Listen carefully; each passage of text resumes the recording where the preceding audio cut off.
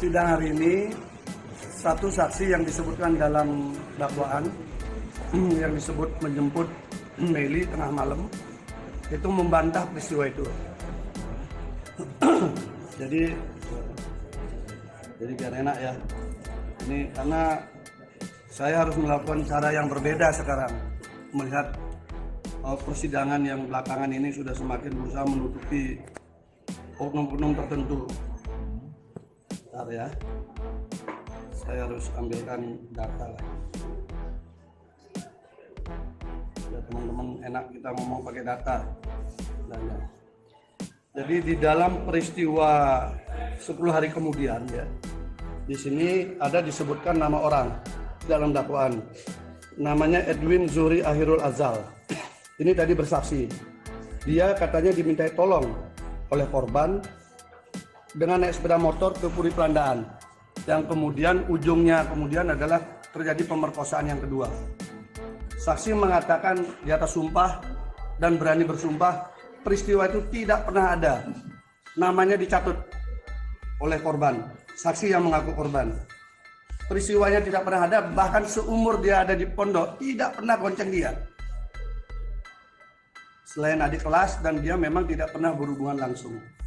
Jadi peristiwa bahwa dia ditelepon, disuruh bonceng itu tidak ada. Yang menarik adalah kesaksian itu ditambahkan. Sebelum dia bersaksi, dia didekati oleh mantan saksi yang lain dari kelompok yang lain yang menjamin yang bersangkutan untuk memihak ke sana. Lalu dia disuruh bersaksi, memihak ke sana dan dijamin akan bisa dilindungi LPSK.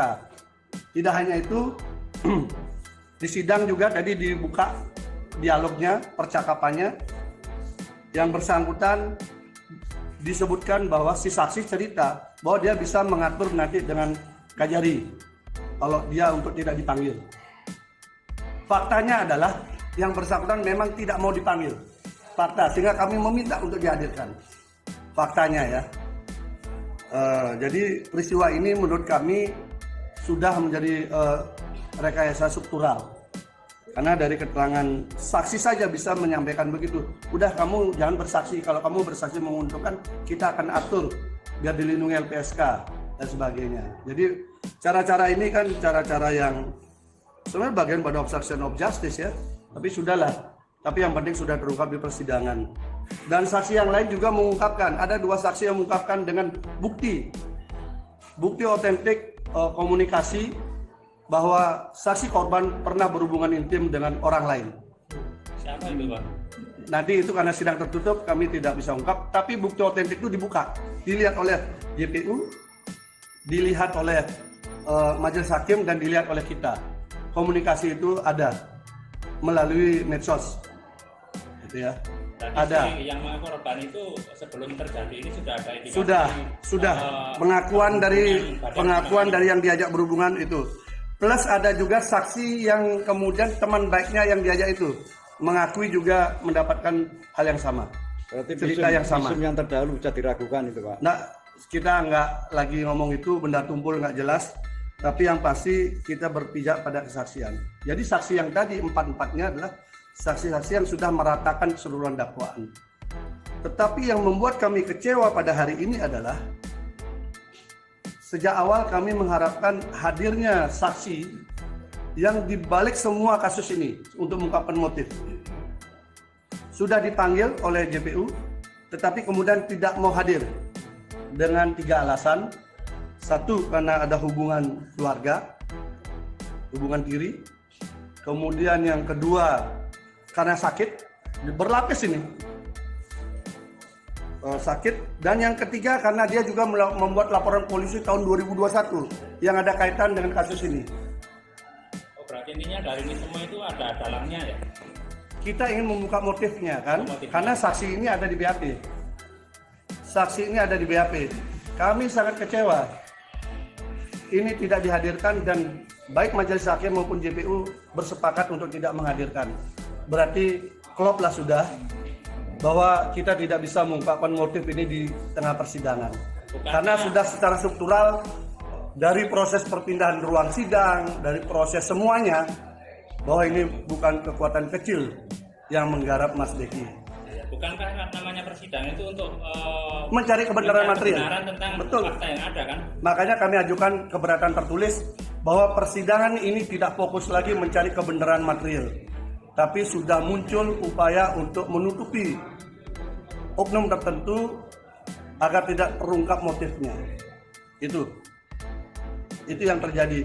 Kami ajukan secara khusus tadi dicatat di dalam persidangan, dan saya tegas katakan bahwa cara-cara seperti ini adalah cara-cara yang membuat mencari kebenaran material menjadi semakin sulit, karena majelis hakim maupun JPU sama-sama tidak mau menghadirkan saksi tersebut padahal dia ada dalam BAP. Ada apa? Alasannya apa? Jadi Pak? JPU ya sudah, karena pengakuannya berlindung di pasal KUHP bahwa ada hubungan sedarah atau semenda. Tapi kami katakan, kami buktikan dengan alat bukti KK, hubungan suami istri dan sebagainya dari Pak Kiai sudah kami ajukan.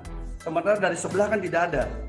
Kami sudah minta kalau gitu hadirkan dong kakaknya, kalau memang ada hubungan keluarga, atau uji di dalam sidang dokumen-dokumennya, kan begitu. Tetapi tampaknya sudah ada upaya untuk melindungi itu semua. Berarti memang saksi ini adalah saksi yang luar biasa untuk semuanya, untuk mereka-mereka itu. Saya nggak tahu persidangan berikutnya ini hanya seremonial atau tidak. Itu jujur aja, dengan melihat tidak ada semangat untuk mencari kebenaran material, saya jujur pesimis melihat persidangan ini selanjutnya. Karena diajak mencari kebenaran material sama-sama nggak mau. Itu aja. Kalau sama-sama penegak hukum yang benar kan, ayo kita bareng-bareng cari kebenaran material. Apa sih yang terjadi? Harusnya begitu. Tapi ini malah dilindungi saksi ini biar motifnya tidak terungkap. Sedih juga kita. Sidang berikutnya Selasa, Rabu, Kamis, Jumat. Siap hari. Saksi. Pokoknya kita mau cari saksi sebanyak-banyaknya. Besok masih ada berarti besok. Ini bisa lebih. Kan sudah bisa lebih nih.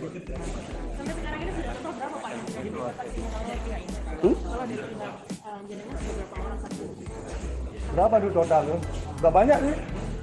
Udah banyak, saya lupa. Lebih.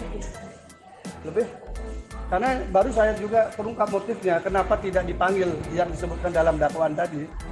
Ternyata ada dialog di situ untuk jangan dihadirkan. Itu kan aneh kan? Ada di dalam dakwaan, disebutkan orangnya dalam dakwaan, tapi tidak mau dihadirkan di dalam persidangan. Apa motifnya? Kalau mau penegakan hukum, kebenaran material, harusnya berani menghadirkan. Kan yang kita cari kan kebenaran, keadilan, bukan asal hukum orang. Kalau asal hukum orang ngapain ada sidang sampai sekian lama kan? Langsung aja dihukum jeblosin, nggak usah diperiksa. Terima kasih, Pak. Ya.